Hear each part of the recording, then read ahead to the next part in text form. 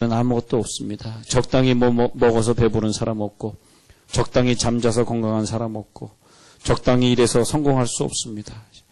신앙은 생과 사의 분기점인데 최선을 다해도 모자라거늘 적당히 신앙생활에서 그 경지에 이르지 못할 것입니다. 사랑하는 이여, 믿음보다는 하나님을, 성실보다는 믿음을 최우선으로 생각하고 살기에 이것이 바로 우리 그리스도인의 길이 되겠습니다. 에베소 5장 31절에 보겠습니다. 에베소 5장 31절. 자, 에베소서 5장 31절 읽어드릴게요. 에베소 5장 31절.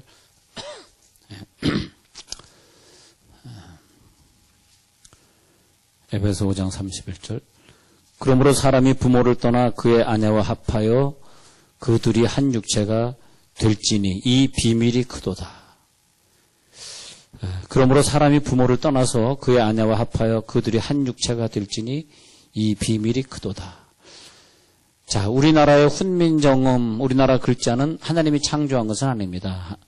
하나님이 창조한 인간이, 세종대왕이라든지 뭐 그런 그 신하들이 인간이 한글을 만들었기 때문에 우리나라 한글은 완전하다고 볼 수는 없습니다. 그런데 하나님이 창조한 글자는 히브리어 같은 거는 굉장히 완전해요. 히브리어는 히브리 사람들이 볼 때 그 히브리어는 전부 숫자로 봅니다. 숫자로. 그래서 전부 숫자 계산을 하게 되죠.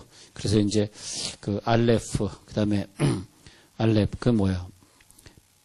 근데 1, 2, 3 이런 식으로 다 숫자로 나가게 돼 있어요. 그 다음에 모든 걸 갖다 다 조합해가지고 알렛, 벳, 김멜, 달렛 이러면서 숫자로 나가게 됩니다. 근데 왜냐하면 이 숫자, 써진 것들을 잘 조합을 해보면은 그것이 완전수를 나타내고 있어요. 그래서 이 단어들이 그냥 우연히 생기는 단어는 없습니다. 다 어떤 뜻이 있어요. 숫자의 개념. 근데 우리들이 하나님이 창조하신 게 뭐냐면 하나님 숫자를 창조하셨어요. 훈민정음은 창조 안 하셨지만 컴퓨터는 창조 안 하셨지만 하나님이 숫자는 창조하죠. 그래서 숫자는 어떤 숫자이든지 다 완벽합니다. 그래서 하나님이 창조한 숫자, 우리가 이제 하나님이 어디 있냐 이렇게 묻는 사람들이 있는데 하나님이 있다는 것은 우리가 뭐 하나님을 볼 수는 없어요. 보면은 죽으니까. 보면 곧바로 이제 죽어야 되니까 하나님이 살아있는 거 우리가 보는 건 아니에요. 그러나 어떻게 하나님을 발견해야 되냐면 숫자 하나하나를 보면서 그 놀라운 조화스러운 걸 볼 수 있죠. 숫자에서 완벽한 숫자가 3개인데 3이라는 숫자인데 3이라는 숫자가 있어요. 3이라는 숫자가 있는데 그래서 1, 2, 3 이렇게 됐는데 요 3이라는 숫자 거꾸로 이렇게 놓는 것이 히브리 사람들의 국기가 됩니다. 국기가 되는데 이 탁구공 하나를 놓고 옆으로 넣으면 정확히 6개가 들어갑니다. 6개. 6개가 딱 들어가는데 그래서 이 육각형 구조가 모든 만물을 형성하는 뉴런 구조가 되고 뭐 눈의 구조가 되고 그래서 만물의 구조는 육각형. 그래서 육각형의 이 이스라엘 국기가 상당한 의미를 갖고 있습니다. 근데 하나님이 그래서 히브리 사람들 쓸 수밖에 없어요. 자, 숫자로 보면요. 인구 숫자를 현재 있는 수십억의 인구를 1000이라고 하는 숫자로 보자고. 1000으로. 그러면 히브리 사람들은 모든 인구 중에서 한 0.2%죠. 1000명에 2명이 유대인입니다. 근데 노벨 문학상에 있는 사람들은 1000명으로 따졌을 때 한 250명 정도 됩니다.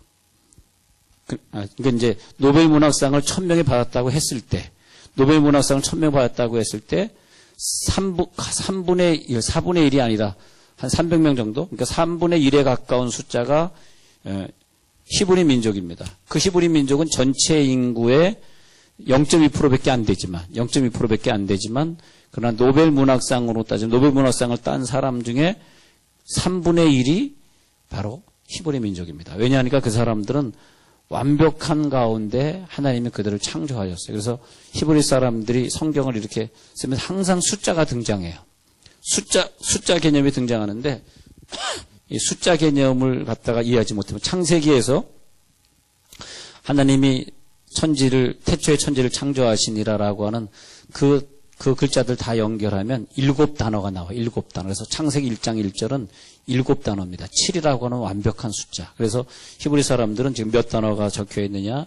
또 창세기 1장 1절에 알레프라는 단어가 몇 번 나오느냐? 다 다 세보다 6번 나와요. 그러면서 다 조합을 해가지고 아주 과학적으로 얘기합니다. 근데 그 숫자 얘기를 듣고 있으면 그 숫자를 푸는 학문을 히브리 사람들은 헬라어로 발음해서 그리스어로 발음해서 게마트리아라 그러는데 이 게마트리아는 이제 히브리어와 헬라어의 그 완벽한 과학적인 조합에 쓰이는 그 푸는 방법입니다. 게마트리아. 근데 이 게마트리아를 보면은 이 사람들이 얼마나 과학적으로 완벽한지를 알 수가 있습니다.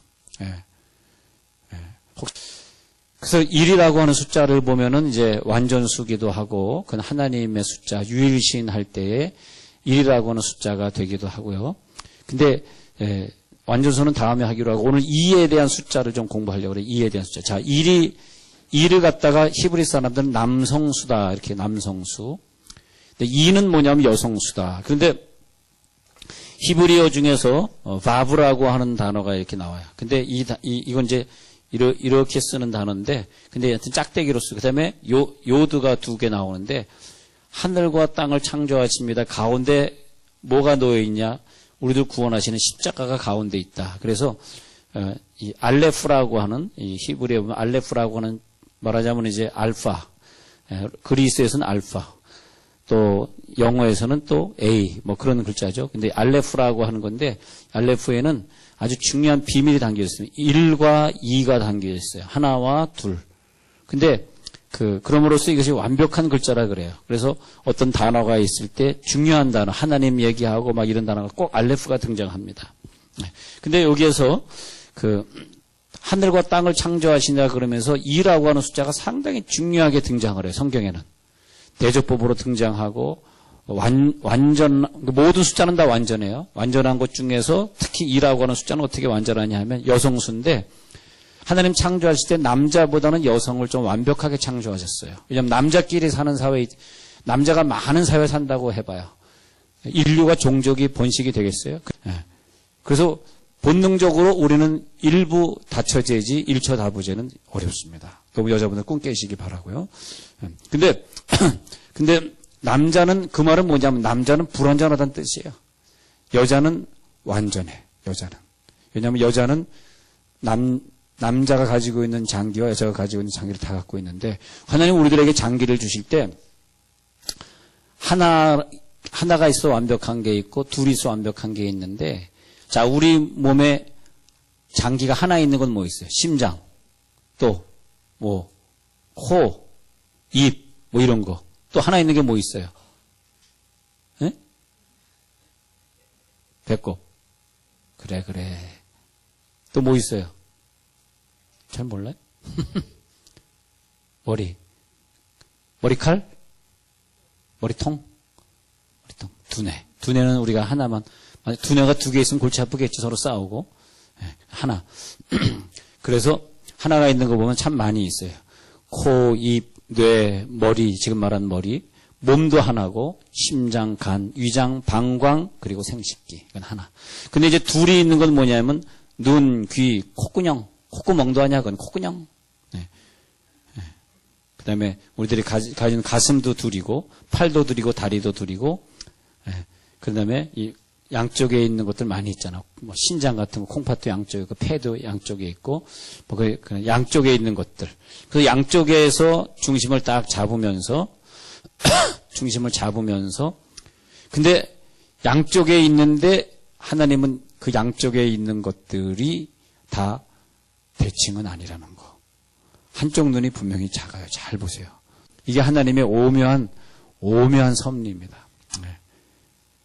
우리 양쪽 귀가 있어가지고 저 소리가 멀리서 오는 건가, 짧게 있는, 가까이 있는 기차 소리가 멀리 있는 기차 소리를 구분하고, 오는 소리는 또, 귀가 2개가 있으니까 구분할 수 있고, 다 우리가 또 눈이 양쪽에 있으니까 멀리 있는 거, 가까이 있는 거 구분할 수 있고, 참 하나님이, 우리는 사람이 창조한 것이 아니에요. 컴퓨터는 사람이 창조했고, 텔레비는 사람이 창조했지만, 우리는 하나님이 창조했기 때문에 컴퓨터나 TV보다 훨씬 우리는 완벽하죠.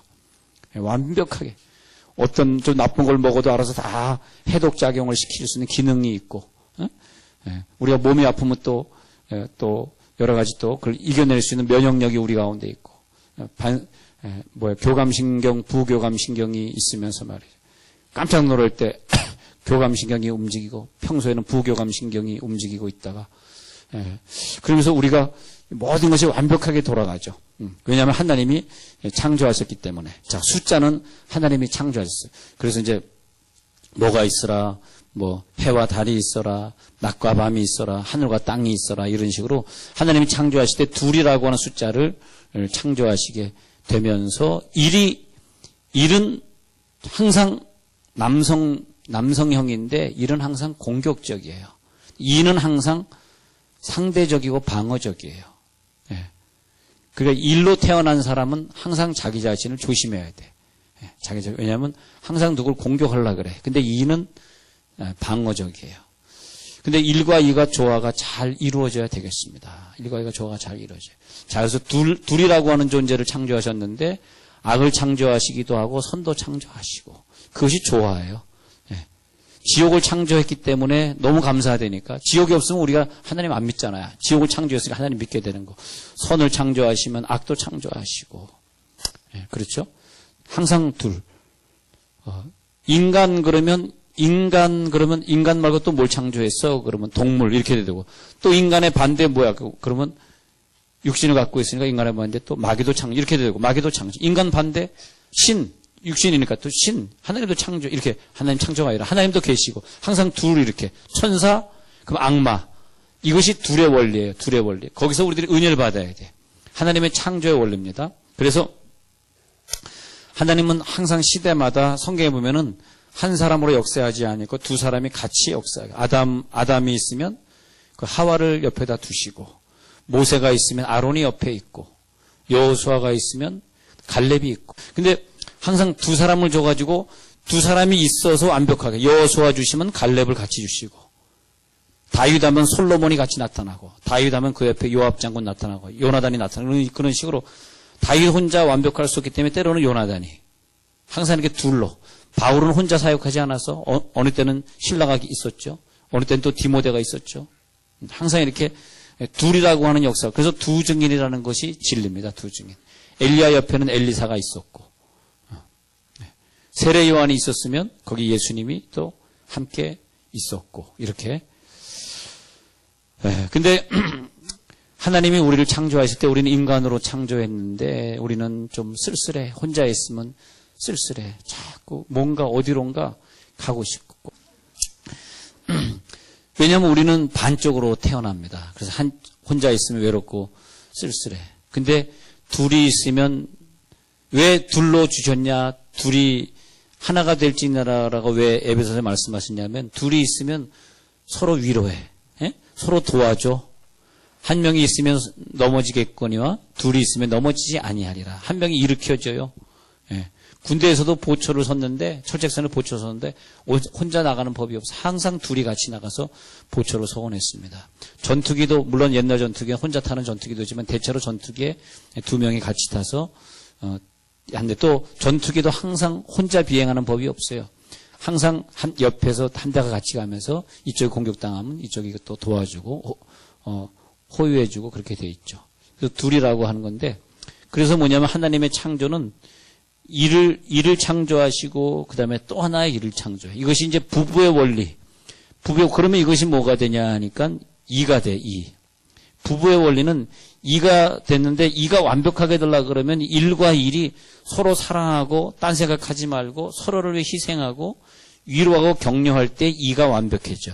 근데 이가 완벽해져야지 어떤 사업도 잘 되고 목회도 잘 되고 모든 게 잘 되는 건데 이가 완벽하지 않은 사람이 있어. 서로 싸우고 시기하고 혹은 부부끼리 경쟁하고 딴 생각하고 그런 사람들이 있어요. 그런 사람들이 있으면 그런 사람들이 이를 완벽하게 만들지 못하기 때문에 그 다음에 이가 완벽하게 됐다라고 하는 것은 뭐냐 하니까 이가 완벽하게 됐다라고 하는 것은 그것은 이가 완벽한 하나가 된다는 뜻입니다. 그래서 부부는 둘이자 하나입니다. 근데 부부가 둘로 남아있는 사람은 그 다음에 나타나는 일의 역사. 자, 그 다음에 나타나는 일이라고 하는 역사는 엄청난 파워를 가지게 돼요. 그렇잖아요. 50대 50에서 100 정도의 파워가 아니라 50대 50인데 1000의 파워를 가지게 돼요. 그렇지 않겠어요? 할렐루야. 이 원리가 하나님의 창조의 원리입니다. 창조의 원리. 그래서 자연계의 원리고 창조의 원리가 그런데 일은 절대적이라고 생각하지만 하나님은 절대적이라고 생각하지만 아니에요. 하나님은 외롭고 쓸쓸해요. 그래서 하나님이 하나를 갖다 파생시키는 것이 아들이란 존재입니다. 독생자. 그래서 하나님과 그다음에 어디 갔냐? 아버지와 나는 하나이니라. 그렇게 얘기해요. 아버지와 나는 하나이니라. 그러면서 성부와 성자가 둘이 합쳐서 하나가 돼요. 아버지 안에 내가 있고 내가 그 안에 있고 둘이면서도 하나가 되는 것이에요. 근데 이것이 모든 창조계의 원리입니다. 모든 창조계. 요 비밀을 깨달으면 여러분들이 부부끼리 얼마나 사랑해야 되는지, 만약 부부끼리 사랑하지 않는다면 그 다음에 파워를 우리가 생성할 수가 없다는 거죠. 그래서 항상 우리는 누군가 합쳐서 하나가 돼야 돼. 교인과 목사가 하나가 된다든지, 아들이면 엄마와 하나가 되고, 또 딸이면 아빠와 하나가 된다든지, 자녀와 부모가 하나가 된다. 이 하나가 됐을 때 굉장한 에너지가 발생을 하고 창조의 능력이 거기서 나오게. 내가 원해서 그런 것이 아니라 하나님의 창조 원리가 둘이라고 하는 섭리를 그렇게 줘. 지금 둘에 대해 설명하고 있는 거예요. 그래서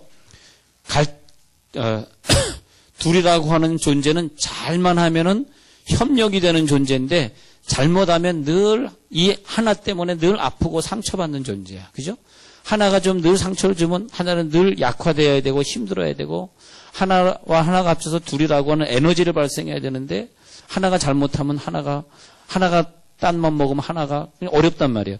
그렇기 때문에 거기에서는 낙심이 되고 그다음에 창조의 능력을 가지지 못하고 분쟁, 갈등 소지가 거기서 근데 이제 거기서 발생하는데 요 둘이 완벽하게 된 사람이 뭐냐 하니까 이 사람이 결국 하나입니다. 하나. 자, 숫자 보세요. 1, 2, 다시 1이 됐어. 이 1은 뭐냐?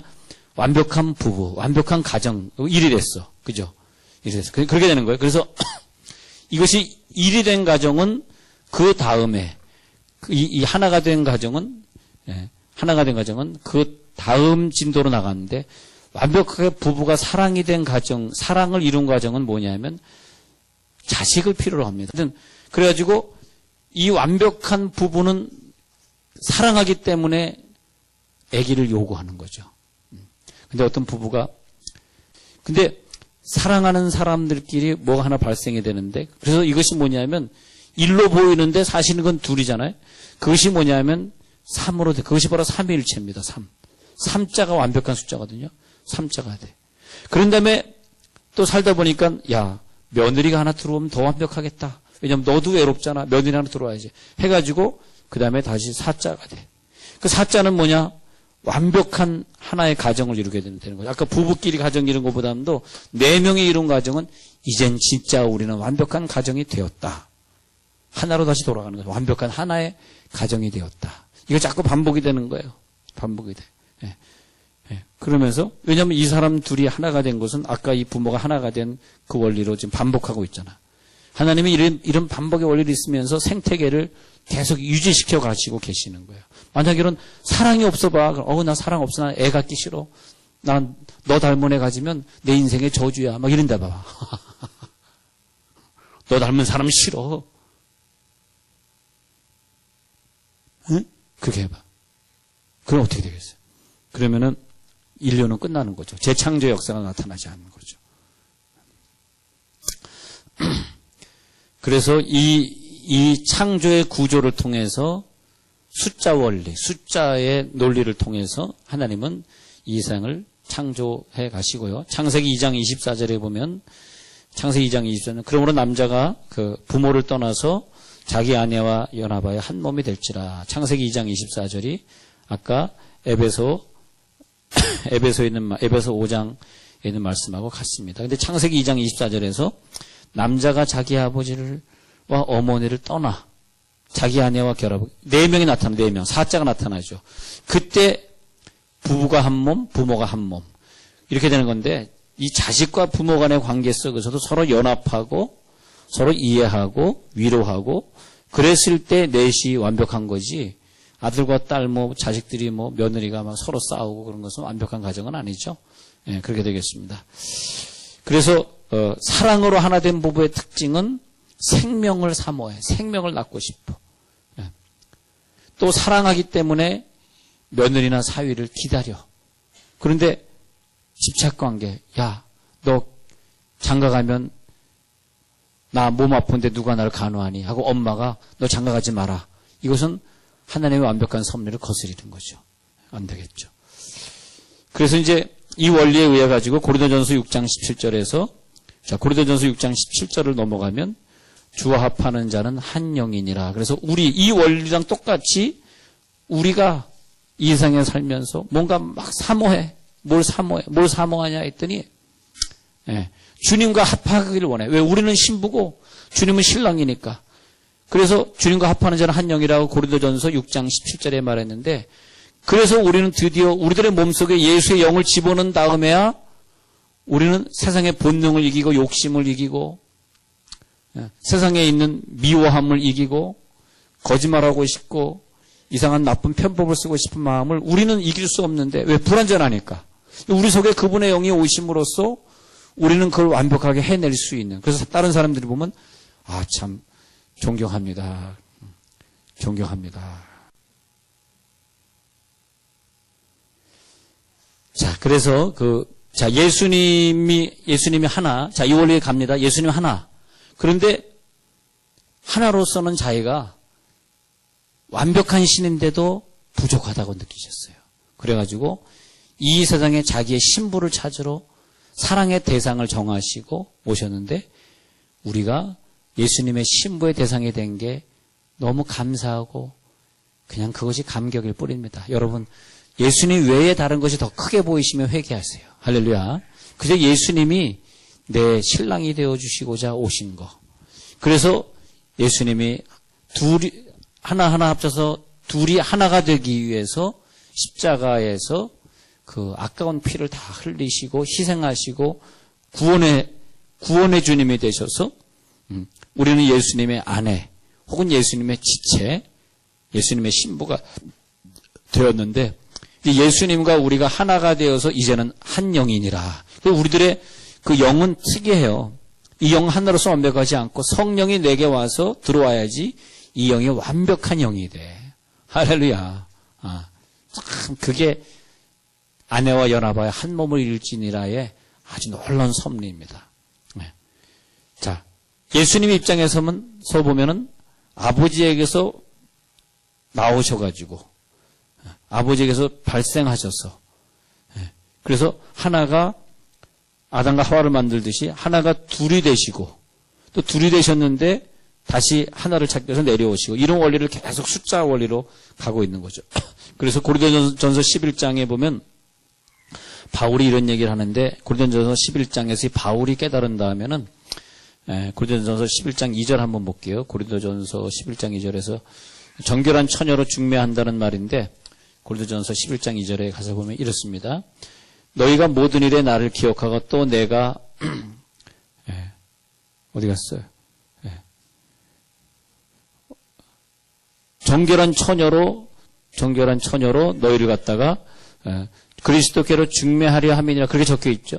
그래서 정결한 처녀로 그리스도께 중매가 되는 것인데 그 중매가 되었을 때에 그게 바울이 하는 역할이 뭐냐면 우리가 예수님과 완전히 하나가 되는 역사.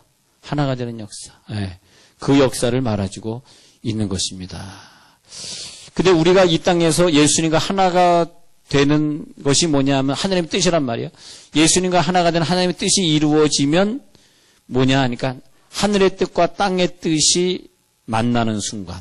그래서 하늘과 땅을 창조하시니라의 대조법이 완성되는 순간이 그 결론이 우리와 예수가 하나가 되는 거죠. 할렐루야. 하나가 되는 거예요. 그러니까 우리들이 순결한 처녀, 정결한 처녀로 성장해 가면서 예수 그리스도와 결혼해 가는 거죠. 그래서 완벽한 혼인잔치, 성경에 나오는 혼인잔치가 그래서 나오는 것입니다. 영원한 가정, 영원한 하나의 가정을 이루고자 하는 것. 자, 히브리서 8장 5절에 가서 보니까 이렇게 되어 있습니다. 자, 히브리서 8장 5절에서 그들이 섬기는 것은 하늘에 있는 것의 모형과 그림자라. 자, 우리가 이 땅에 사는 모든 숫자 얘기든 뭐든 이것은 하늘에 있는 것의 모형과 그림자예요. 모세가 장막을 지으려 할 때 지시하심 어떤 것 같으니 이르시되 산과 모든 것을 산에서 내게 보이던 본을 따라 지으라. 그러니까 이 이상의 성막을 짓는 것은 하늘에 우리가 갈 천국의 모형, 우리의 땅에. 그러면 이 이상에서 부부끼리 사는 것이 그것이 끝이 아니에요. 그것은 이 땅에서 예수와 우리가 하나가 되는 것은 모형일 뿐입니다. 자, 이 앞에 감사하게도 모델하우스들이 많이 있어요. 우리 모델하우스에서 이렇게 왔다 갔다 하면서 뭐 좋은 일을 벌리시는 그런 분도 우리 교인 중에 있습니다. 예, 그래서 막 얘기하다가 어디 가요? 그럼 모델하우스 가야 돼요. 그런 사람들이 있더라고. 근데 모델하우스는 뭐냐면 모델하우스일 뿐이지 저기 모델하우스라 그래서 가가지고 우리가 거기서 물 틀어가지고 막 세수하고 거기서 잠자고 거기서 막 밥해 먹고 그럴 수가 없어요. 모델하우스는 그냥 이 땅에 잠시 동안 지어놓고 세월이 지나면은 부셔버릴 거야. 부셔버려. 그 아파트 분양 다 끝나면 저 모델하우스는 없어지는 거예요. 근데 모델하우스는 임시로 있는 거예요. 우리가 지금 사는 모든 삶의 원리는 저 영원한 천국에 가기 위해서 모델하우스처럼 임시로 만들어 놓은 거예요. 우리 육체도 모델하우스, 우리의 결혼 생활도 모델하우스, 자녀를 키우는 것도 다 모델하우스인데 이 모델하우스에서 우리가 어떻게 영적인 비밀을 깨닫느냐. 할렐루야. 모델하우스 살면서 우리가 어떻게 하나님과 나와의 관계에서 이걸 풀어가느냐. 내가 사람을 대할 때 하나님과 나와의 관계 속에서 어떻게 둘이 하나가 되는 관계.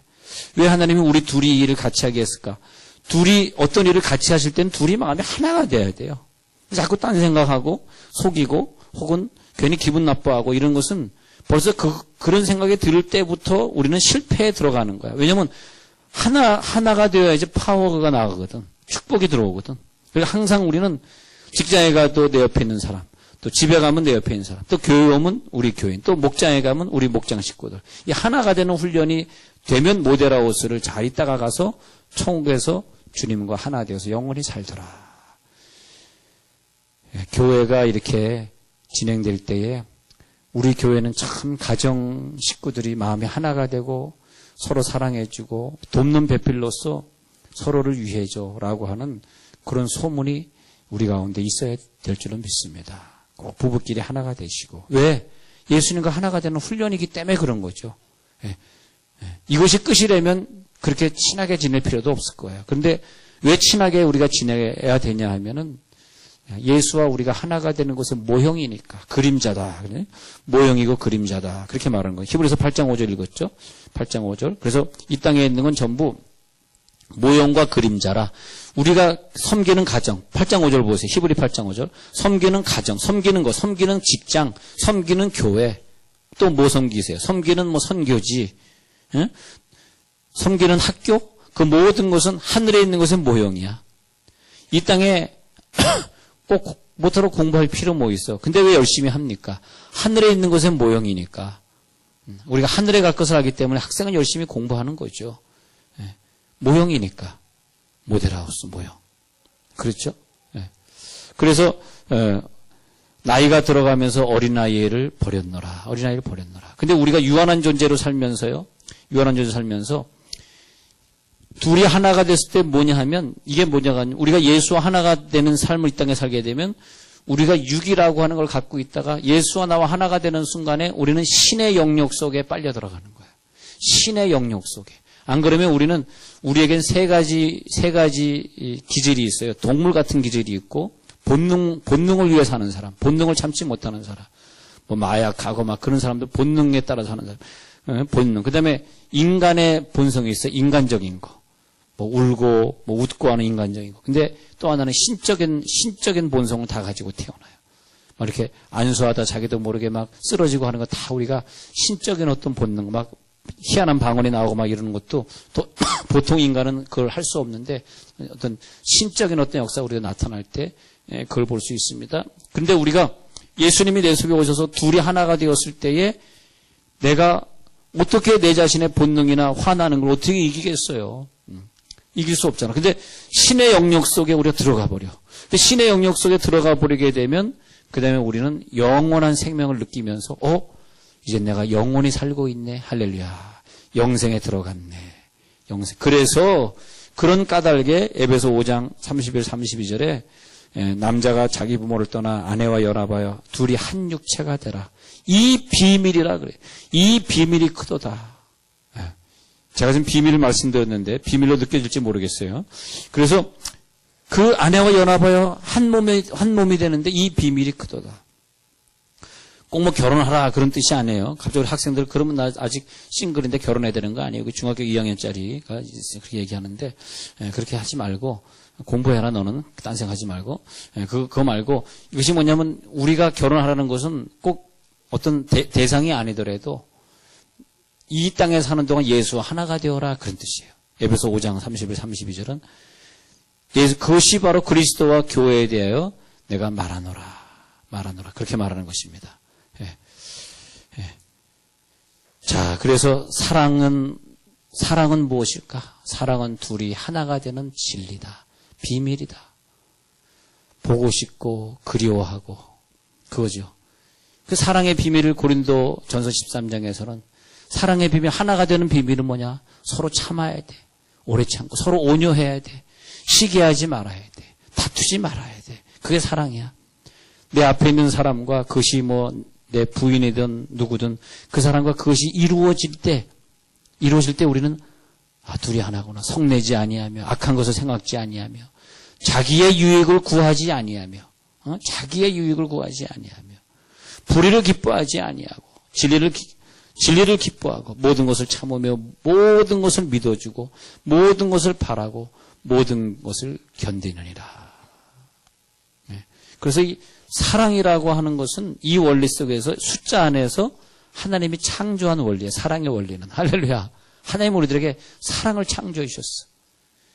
사랑은 너무 완벽하지 않습니까? 완벽하잖아요. 저는 늘 이렇게 힘들게 울 때가 있는데 외로워서 우는 것도 아니고 누가 그리워서 우는 것도 아니고 힘들게 울 때가 뭐냐면 하나님이 우리를 사랑하라고 주셨는데 우리 교인 중에서 사랑의 대상과 사랑을 하지 못하고 싸우고 사는 걸 보면 너무 가슴이 아파. 내 가슴이 막 찢어져. 하나님 우리들에게 사랑의 힘을 주셨는데 예수와 연합하여 하나가 되라는 걸 모형으로 이 땅에 식구도 주시고 직장도 주셨는데 직장에서 힘들고 가정에서 힘들고 학교 가서 친구들에게 왕따 되고 막 그런 사람들 보면 사랑의 상처를 입잖아요. 사랑의 상처를 입으면은 참 마음이 아파. 자, 남성은 본능적으로 사랑하기를 원하고 여성은 본능적으로 사랑받기를 원합니다. 근데 거꾸로 남자가 돼가지고 왜 너 나를 사랑 안 해주니? 왜 이걸 안 해주니? 하는 것은 여성적 본능을 가진 남자이기 때문에 피곤해. 그렇게 사는 사람은 피곤해. 그러니까 베풀면서 사랑을 느끼는 것이 남성이고 받으면서 사랑을 느끼는 것이 여성이기 때문에 항상 무슨 날짜가 되면 선물을 사다 주고 이렇게 날짜를 기억해 주면 그렇게 기억해 주는 것을 받음으로써 여자는 행복을 느끼게 돼 있어요. 예. 근데 내가 남자로 태어났으면 여자를 보호해 줘야 되고 생일을 기억해 줘야 되고 결혼 기념일날 휴가를 1박 2일로 가야 되고 뭐 이런 것들을 남자들이 해야 되는 거죠. 예. 그때 우리는 완벽하게 여러분 우리 열렬하게 사랑하다가 주님 만나십시다. 그래서 사랑이 뭐예요? 열렬히 사랑하고 같이 있고 싶고. 근데 그 사람은 같이 있기만 하면 싸워. 같이 있고 싶지 않아. 그거는 하나라고 하는 파워를 일으킬 수 없어요. 둘은 하나로 돼야 돼. 요 둘이 하나로 되는 거. 아니, 그러면 안 돼. 항상 생각나고 항상 그를 위해 희생하는데 보람이 있고 희생하는데 보람이 있고. 예? 그렇잖아요. 얼마나 보람이 있어. 예, 그런데 항상 생각나는 거예요. 사랑은 뭐냐? 항상 생각나는 거. 아니, 그래야만 이 하나라는 능력을 우리가 받는다니까. 항상 생각나고. 직장에서 끝나면 빨리 집에 가서, 그럼 직장이 끝나자 막 집으로 들어오면 제일 먼저 기다리고 있는 얼굴은 아내의 얼굴. 그 다음에는 어머니의 얼굴. 그러니까 이 달려오는 이 남자도, 여보! 자기야! 하면서 제일 먼저 찾는 얼굴이 애기 엄마의 얼굴. 그 다음에 찾는 얼굴은 어머니 오늘 건강하셨죠? 그 다음에 엄마의 얼굴. 그 다음에 아이들이 품으로 달려와. 요새 내 새끼들. 이상적인 가정. 그렇지 않은 가정들 많아요. 근데 그 이상적인 가정이 하나가 되는 가정. 왜냐? 가정이 사랑스럽고 여자가 이뻐서가 아니라 예수와 우리와의 관계에서 영원한 천국의 모델하우스가 이 땅에 있기 때문에 예수님과 나와의 사랑의 재현되고 있는 것 계속해서 우리 가정 안에서 절대 사랑이 식지 마시고 여러분 사랑이 식었다는 것은 어떻게 얘기해 보면 예수와 나의 사랑이 식었다는 거예요. 여러분 신앙이 좋은 사람이 사랑이 식습니까? 식습니까? 말했는데 식습니까? 식는 거 봤습니까? 주님을 진정으로 사랑한다는데 그 사람이 가정에서 자기 식구 사랑 안 하는 사람 봤어요?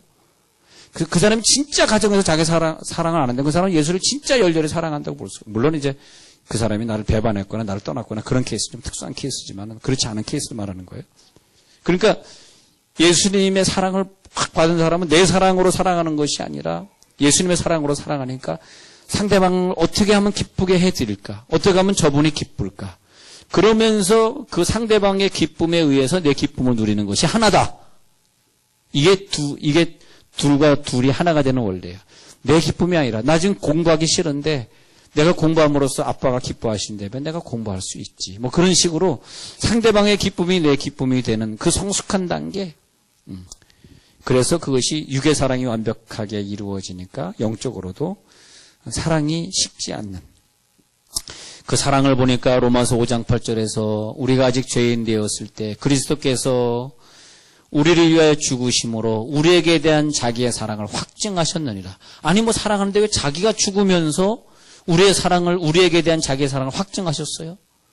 예수님이 보여준 사랑은 내가 죽어지고 내가 희생을 하더라도 상대방을 살려주는 것을 신랑의 모습, 완벽한 신랑의 모습으로 재현해 주셨더라. 그것이 로마서 5장 8절의 사랑입니다.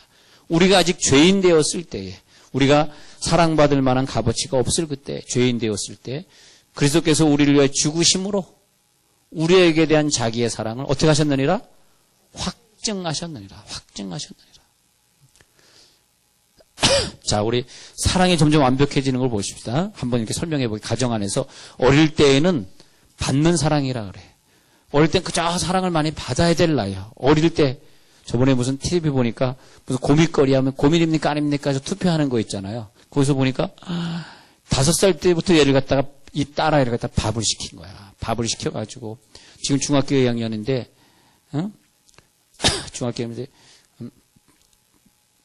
지커타 그런데 그럼 지민아 커피 타와 지커타 민지인가 민커탕 하여튼 그러면 그럼 걔가 그냥 하루에 5잔씩 커피를 줘. 엄마 아버지는 아무것도 안 하고 손 놓고 있으면 밥부터 빨래 설거지까지 완벽하게 커피 타노까지 공부할 시간도 없고 친구 만날 시간도 없어서 너무너무 고민이라고 막 그 얘기 듣는데 정말 가슴이 아프더라고.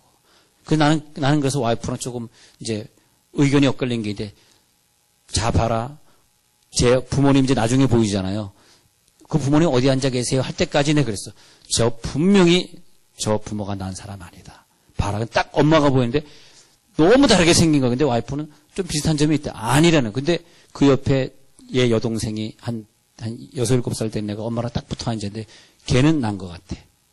근데 물론 뭐 자기네 뭐 초혼이라고 얘기하고 그런 표현을 하는데 내가 볼 때는 자기가 난 딸은 아닌 것 같아. 너무 다르게 생겼어. 이렇게 보면요. 자세히 뜯어보면은 그 눈이 비슷하거나 코가 비슷한 게 이렇게 있습니다. 내 속에 예수가 계시면 우린 그럴 수 없단 말이에요. 응? 예수가 있는 사람은 아이들 그냥 칭찬해줘야 돼. 아유, 청소하느라고 고생했구나. 자, 그래서 보면 그래서 어릴 때 사랑은 뭐냐 하면 자꾸 받아야 돼. 많이 받아야 돼. 부모에게. 근데 그 다음에 이제 젊어서는 뭐냐 하면은 사랑은 서로 주고받는 거야. 남자는 여자에게 여자는 서로 주고받고 연애 편지도 주고받고 그러면 서로 주고받고. 근데 부모가 되면 뭐냐 하니까 부모가 되면 일방적으로 사랑을 쏟아붓는 사랑. 쏟아붓고 이타적인 사랑이다. 육신의 사랑, 어렸을 때 사랑은 이기적인 사랑. 혼의 사랑은 중립적인 사랑. 서로 주고받는 사랑. 그런데 성숙해지면 자식이 나한테 찾아오지 않아도 늘 자식을 위해 먹을 것을 해놓고 기다리는 엄마의 마음. 무조건 부모님은 자식에게 쏟아붓는 걸 이타적인 사랑을 하는데 이기적인 것, 그 다음엔 중립적인 것, 세 번째는 이타적인 사랑. 이것이 뭐냐? 영적인 사랑이다. 우리가 예수를 제대로 믿으면요. 내가 아내인 경우에는 남편이 좀 예수를 잘 못 믿고 내 맘에 안 들어도 그냥 쏟아붓는 사랑. 왜? 이제는 영적인 사랑이 이해가 되시죠? 부모 같은 사랑이에요. 부모 같은 사랑. 남편도 마찬가지야. 남편 속에 그저 예수님이 임하시면 부인을 사랑할 때 뭘 기대하지 않고 그냥 희생을 하는, 자기 가정을 위해 희생하는 사랑이다. 그럼으로써 두 개가 하나가 되는 사랑이다. 오늘 그 앱에서 그 말을 하고 있는 것입니다. 그렇게 되겠습니다. 자, 그리고 성경에 보면 이제 둘에 대한 얘기 좀 하고 마칠게요. 자, 성경에는 둘이라고 하는 단어가 굉장히 나오는데, 출애굽기 34장 1절에 가면은, 출애굽기 34장 1절에 돌판 2개를 만들려고 그랬어요. 십계명 만들 때 돌판 2개.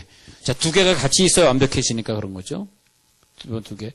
자, 아사셀 어린 양도 한 마리는 어떻게 한다고 배웠어요? 새벽 기도 때 아사셀 어린 양 한 마리는 죽여서 번제단 위에 피 뿌리고, 하나는 아사셀로 가져가 가지고 거기 언덕 위에서 밀쳐 떨어뜨리는데 뿔에 홍색실 빨간 줄을 매달아서 떨어뜨려 걔가 죽으면, 그 염소가 죽으면 홍색실이 하얗게 변하게 된다.